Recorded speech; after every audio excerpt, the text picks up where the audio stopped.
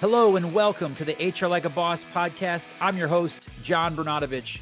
I have embarked on a journey to get to know amazingly awesome HR and business professionals with the hope to find out what it takes to do HR like a boss. If you enjoy the show, please make sure that you subscribe and hit that 5-star rating. Welcome back again to the HR Like a Boss podcast. I'm your host, John Bernatovich. Super excited to be joined by Kathy McCarthy.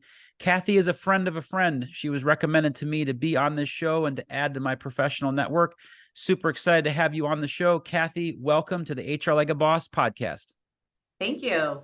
How would you describe the purpose of human resources? And I know you teased it a little bit there, but tell me what you think. Yeah, truly, again, it is the people aspect of it. So it's really aligning all of the aspects of human resources and people with the business. There are businesses that, are growing, businesses that are sort of maintaining where they're at. So what are their strategies and how do you take each and every aspect of human resources and really tie it in from a strategic standpoint, and then being able to trickle that down into a tactical action items and implementation of those action items. There's a topic I know that's near and dear to your heart, to making sure we're not overlooking great candidates and that we're doing our best to find the right role for the candidates that we're bringing into our organization. Yeah. What kind of tips and suggestions do you have for our listeners in regards to ways that we can ensure that happens? Sure. It's interesting, being someone who was recently out of a job, looking for that next fit. It allowed me to really look at both sides of the equation as a candidate, again, and as obviously a recruiter. So, from the recruitment standpoint, internally, I expect my team and my recruiters to be real business partners with their hiring managers. Understanding where we're going as a company, what our vision is, what's going to grow the company, what's going to keep the company driving forward, and boiling that down to truly accurate job descriptions and accurate job postings. Not being afraid to challenge back to a hiring manager the requirements, if you will, that they are needing for a job, making sure that we're able to identify not just the technical skills necessary, but truly the behavioral and soft skills, because those behavioral and soft skills are really where the secret sauce is, I think. And being able to look at a resume as a recruiter and see, okay, are these skills transferable to the role that we have? And I know how busy recruiters are, but taking that extra moment, and when you think you're done with a resume, look at it one more time. And are we really finding those skills? You can't teach all of the soft skills and the behavioral skills, the habits that are going to come with a candidate. But you can train on many technical aspects of a job. So really focusing there, I think, is important to be successful. And then that will just set the tone as you do onboard somebody into your organization and have that culture fit that I talked about. Now, as a candidate, I do want to just touch on that. Know that the recruiters are so busy. So if you're a candidate out there, whether you're in human resources or somewhere else, please make sure that you don't hesitate to follow up if the proper timing has gone by and you haven't heard.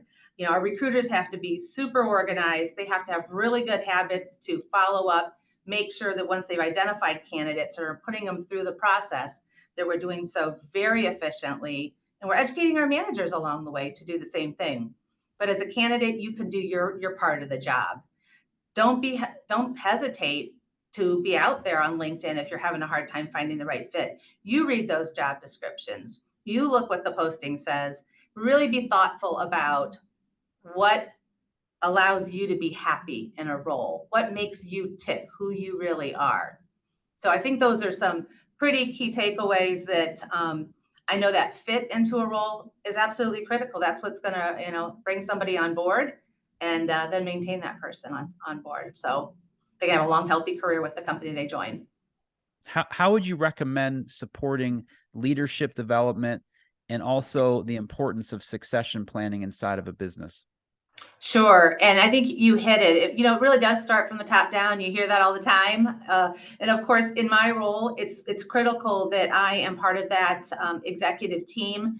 And we're able to identify what are the values in our organization? You know, we know what we're trying to achieve as an organization from a financial perspective, but how are we going to go achieve that? So it's about identifying what we believe are the most important key competencies or core competencies that a leader should have, and making sure it goes right back to that recruitment we just talked about, that you have that defined based on what that means in your organization, what it looks like in your organization.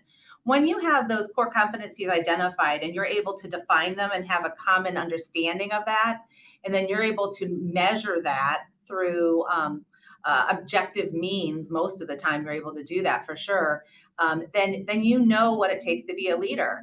And so our leadership teams need continuous development.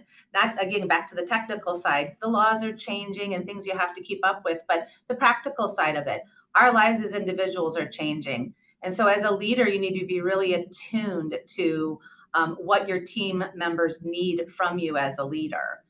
So when we talk about leadership skills, you know, many times people think they want to be a leader of people, and they just don't really understand what that means. And so, you know, you have to be able to put your team members first in a lot of ways, and be able to listen to them, and be able to meet their needs. Because one of the things I get most satisfied with personally is success through others. So it's my job and responsibility to make sure that we're always looking at not only who our leadership team is today and continuing to help them develop, but who do we need to put in place in the future? So when you have those competencies, you're able to share that with employees and team members and ask people, what do you want to do with your life? Do you know? So being able to have our leaders know how to coach a person, an employee, and allow them to create their own career path. It's my job to help the team make sure that they have opportunities to do that. That doesn't mean you necessarily have to be promoted immediately, but if you're showing potential in some of those core competencies by going above and beyond, then what we can do is provide those opportunities. Perhaps it's working on projects to better understand people that you normally wouldn't work with, so that you can practice all those competencies. Perhaps there is some formal education too that we need to put in place for certain people, because we know that we want to be able to help them achieve a particular career path. I'm a firm believer that if we have the right people in place from a leadership perspective that are going to truly lead in a way that you're going to retain your employees, you're going to be the most successful. How would you describe someone that does HR like a boss?